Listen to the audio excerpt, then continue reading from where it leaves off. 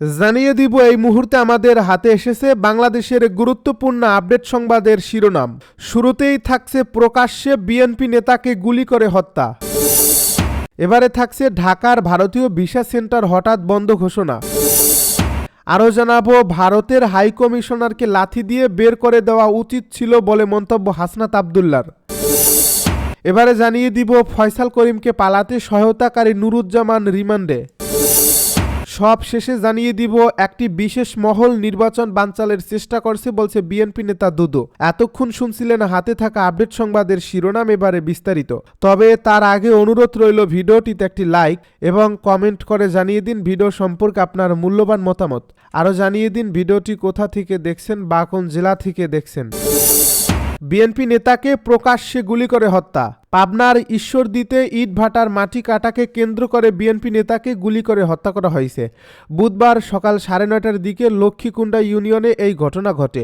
নিহত বীর মোল্লা মৃত আবুল মোল্লার ছেলে। তিনি লক্ষ্মীকুণ্ডা ইউনিয়ন বিএনপির আহ্বায়ক হিসেবে দায়িত্বে ছিলেন।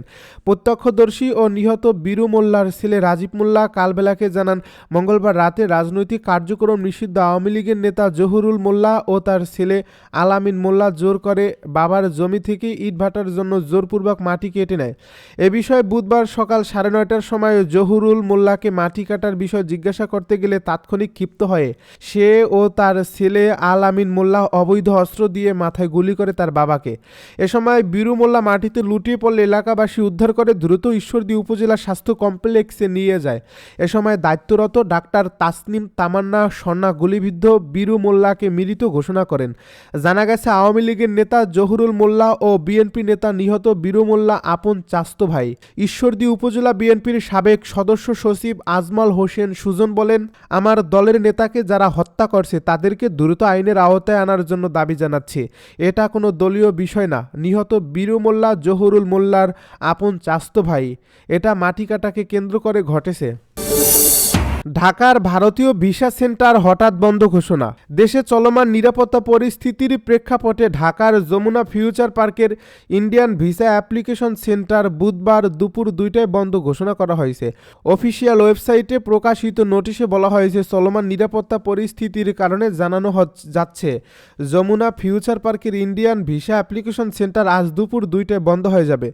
এ নোটিশে আরও উল্লেখ করা হয়েছে, আজ যাদের ভিসা সাবমিশনের অ্যাপয়েন্টমেন্ট ছিল তাদের পরবর্তী তারিখে নতুন স্লট প্রদান করা হবে। আবেদনকারীদের ধৈর্য ধরতে এবং ওয়েবসাইট ও হটলাইনের মাধ্যমে আপডেট চেক করতে অনুরোধ করা হয়েছে।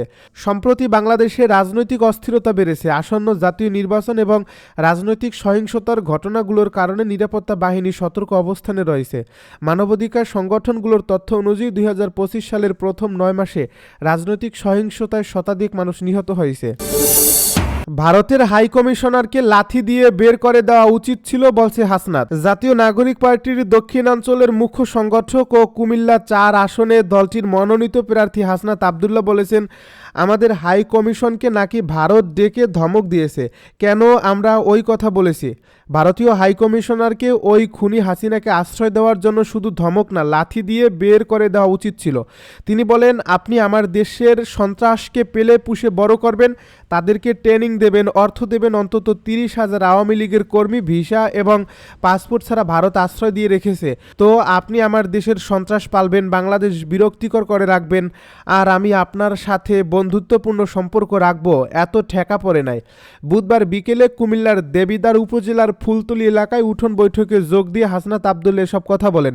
হাসনাত আবদুল্লাহ বলেন, ভারতের সন্ত্রাসীগুলো কয়দিন পরপর আমাদের দেশে ছেড়ে দেয়। বাংলাদেশের সন্ত্রাসীগুলো ভারত আবার পাহারা দেয়, ট্রেনিং দেয়, অর্থ দেয়, অনেকদিন পরপর আমাদের দেশে ছাড়ে, আমাদের দেশে এসে দুষ্কর্ম করে। তাদেরকে বারবার করে বলা হয়েছে, শোনে না। তো যেহেতু শোনে না, এখন আমাদের সন্ত্রাসী যদি থেকে থাকে, যদি আমরা বলি যে আপনাদের দেশের সন্ত্রাসীগুলো আমরা বাংলাদেশে আশ্রয় দিয়ে টাকা পয়সা দিয়ে ট্রেনিং দেব, আপনারা যদি সেটা বন্ধ না করেন সেটাকে আমাদের অপরাধ। তিনি বলেন, সম্পর্ক হবে ন্যায্যতার ভিত্তিতে। আপনি সন্ত্রাস ছাড়বেন, আপনার সার্বভৌমত্ব আমরা সম্মান করব। আপনার সীমান্তের প্রতি আমাদের সম্মান থাকবে। শর্ত হলো আমার সীমান্তকে আপনি সম্মান করতে হবে।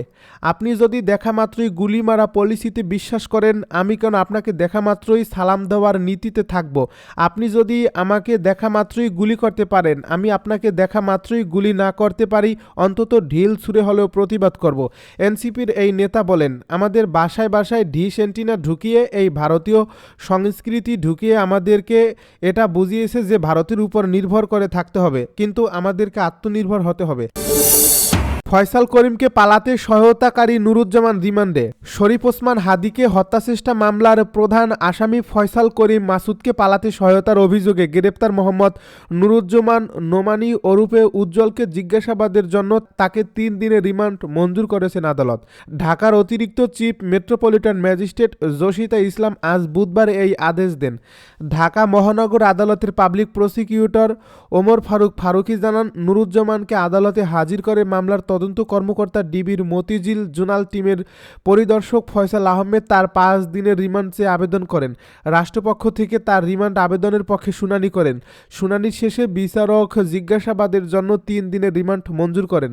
পুলিশের রিমান্ড আবেদনে বলা হয়, তথ্য প্রযুক্তি সহায়তা ও সোর্সের তথ্য থেকে জানা যায় নুরুজ্জামান ঘটনার সঙ্গে প্রত্যক্ষভাবে জড়িত। তিনি এ মামলার অপর আসামিকে গাড়িতে করে পালিয়ে যেতে ভাড়ার গাড়ি দিয়ে সাহায্য করেন এবং গাড়ির চালককে বিভিন্ন সময় পরামর্শ দিয়ে সহযোগিতা করেন। আসামির সঙ্গে মামলার ঘটনায় জড়িত থাকার যথেষ্ট সাক্ষ্য প্রমাণ পাওয়া যাচ্ছে।